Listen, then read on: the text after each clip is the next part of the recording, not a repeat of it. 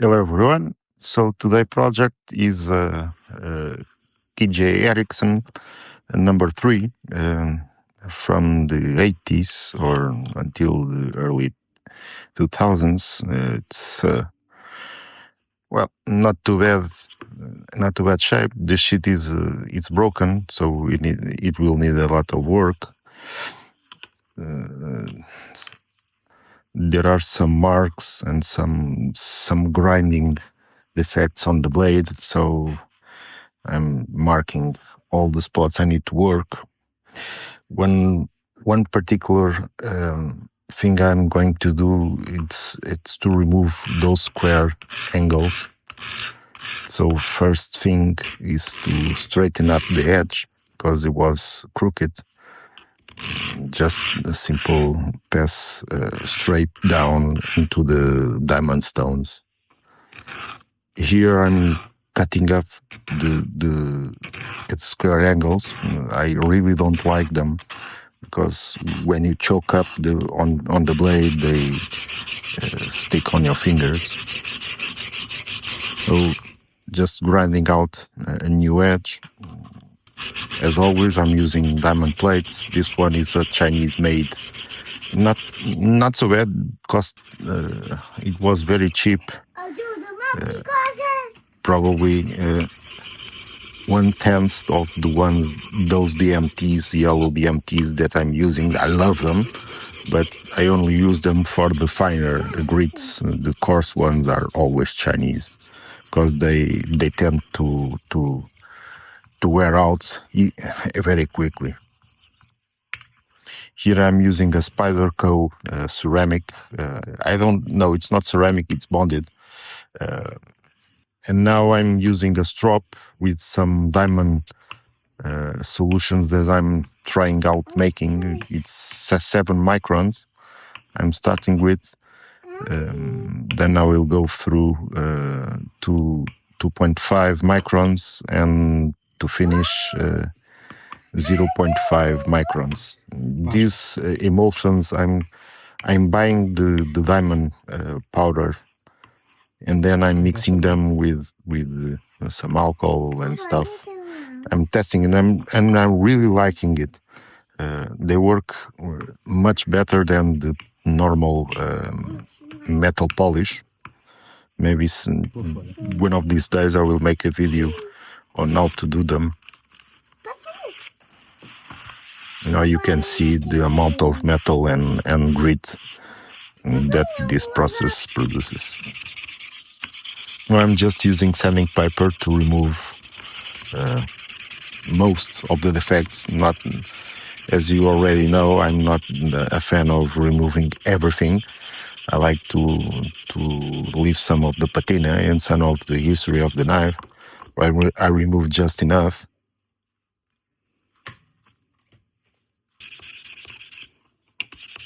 Just go through some sandpaper. I don't remember exactly, but I probably went 400 maybe or something like that. Not too fine, not too coarse. Now I'm putting a 90 degrees angle on the spine. These classics never come out of the factory with a square edge.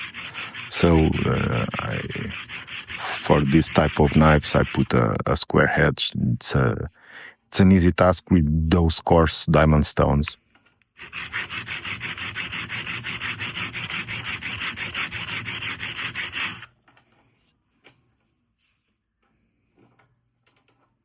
I just go through. I think the coarser one is 80, and the finest of the coarse ones, it's 120, I think. Now I'm cleaning up all the gunk that has been accumulated in the handle. I will probably show it the amount of gunk and debris that these handles accumulate over the years of usage. Just using WD-40, it's always you can see my little boy in the corner doing his stuff. one of the edges of the sheet have some marks, so I also use a bit of sandpaper to try to remove them.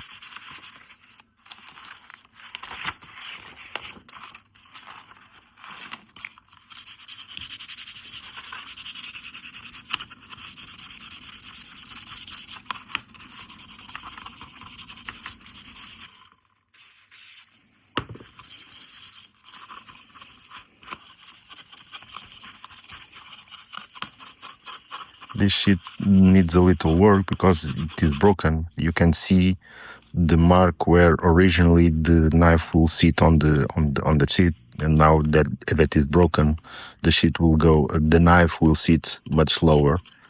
So it was a pain to remove the leather belt, the belt loop. Sorry.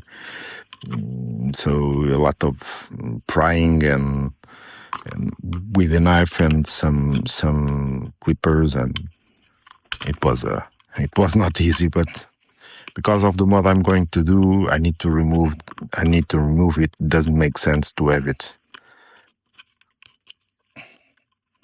on.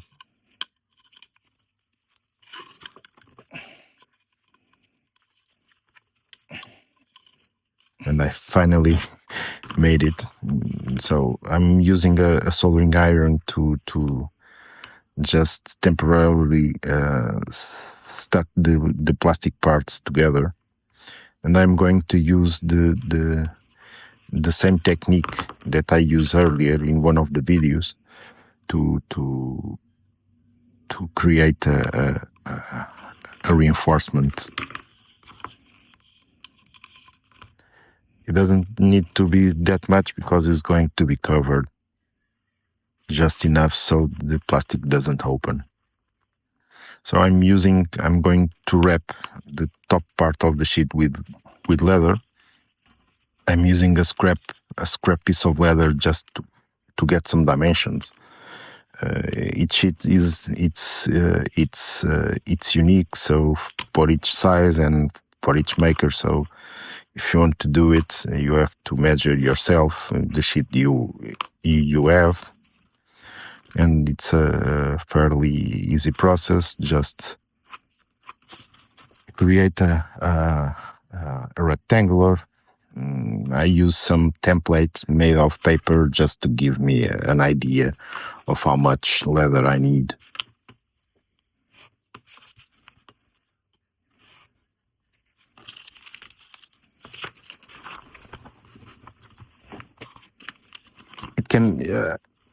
I use just some leftovers I had laying around. It doesn't need to be anything special. And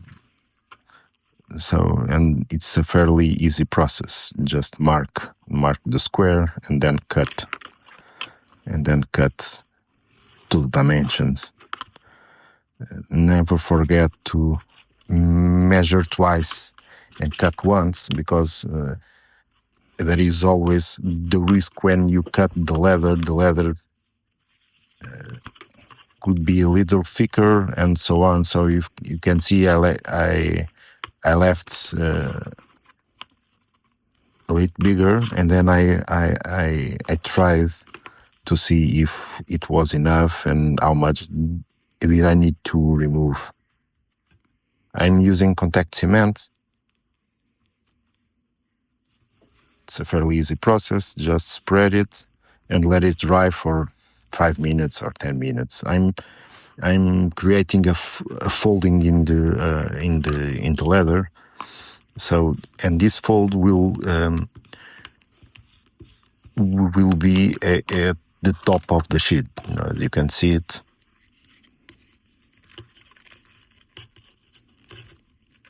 And this piece of leather not only will give some decoration, but also allows a better grip to the knife, and doesn't allow to drop the knife out of the sheet. Now I'm gluing the sides so I can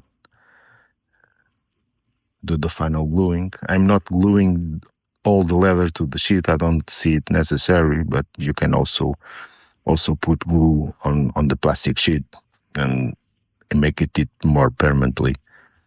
I'm creating 2 holes in the back, in the back part of the leather that will go in the back of the sheet, so I can put the leather cord for the loop, the belt loop.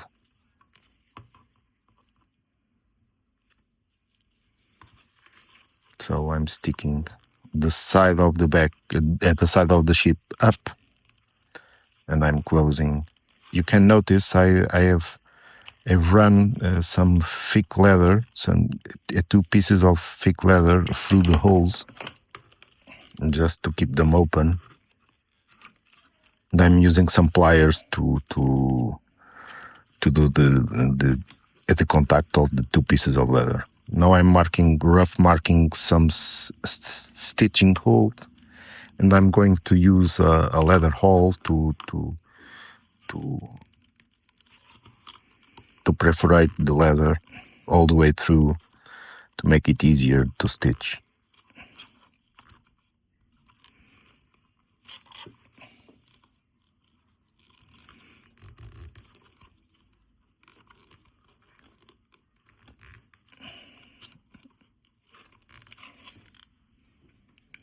So I'm just using 1 needle, not the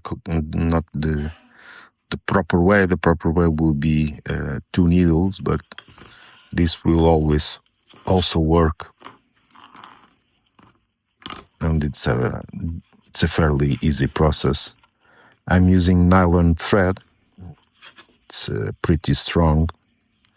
It's the type of thread I use in my leather work, but you can also use cotton or whatever you have laying around.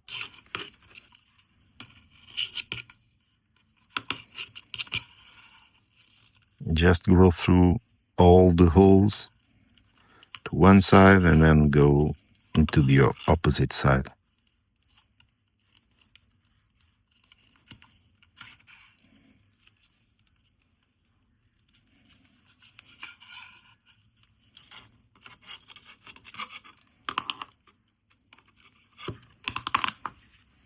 Now I'm cutting the excess of the leather to make it as flush as possible to the threads.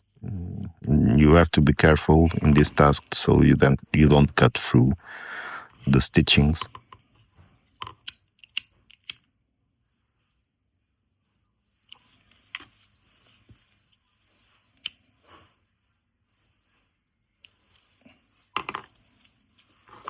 Now I'm going to cut a strip of leather so I can do the leather belt loop, the traditional style. It's a simple and traditional way to attach a sheet to the belt, and I'm going to start to put this. First I apply some leather balm to make it easier to go through the holes.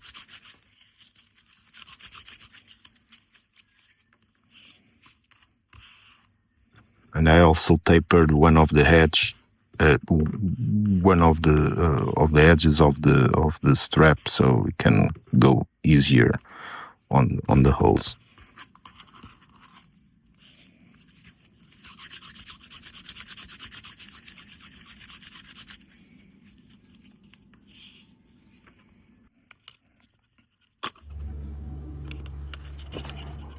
So you can, on the top, you leave enough, more or less the size to the middle of the strap on one side, and then you go through the other side.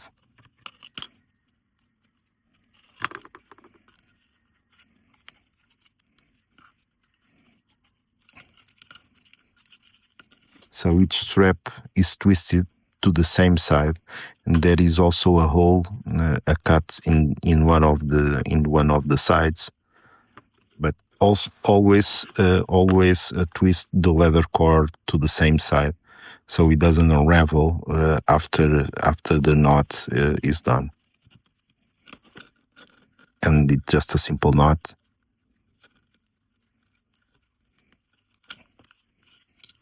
And it's a pretty easy mod, and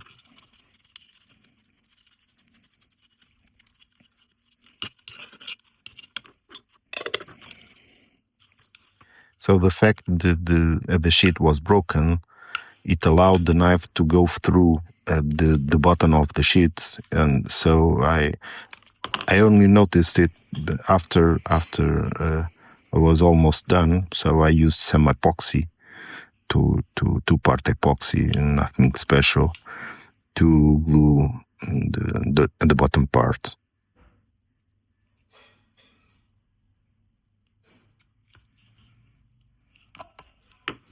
Then the final touches, I'm using AUTOSOL Metal Polish and 3.0 steel wool to do some final polishing and clean up of the blade and the metal parts.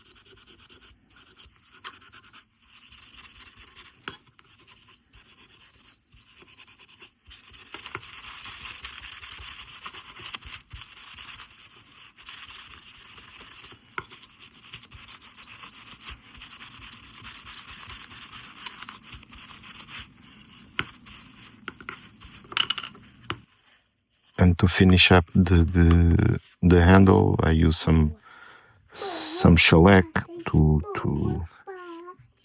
finish the handle. I think that's, and that's it. Everything is done. I think it came out great. Simple project, common tools, everyone can do it, and this knife is ready for many future adventures. Thanks a lot, guys, for sticking in and following me and all the support. Thank you.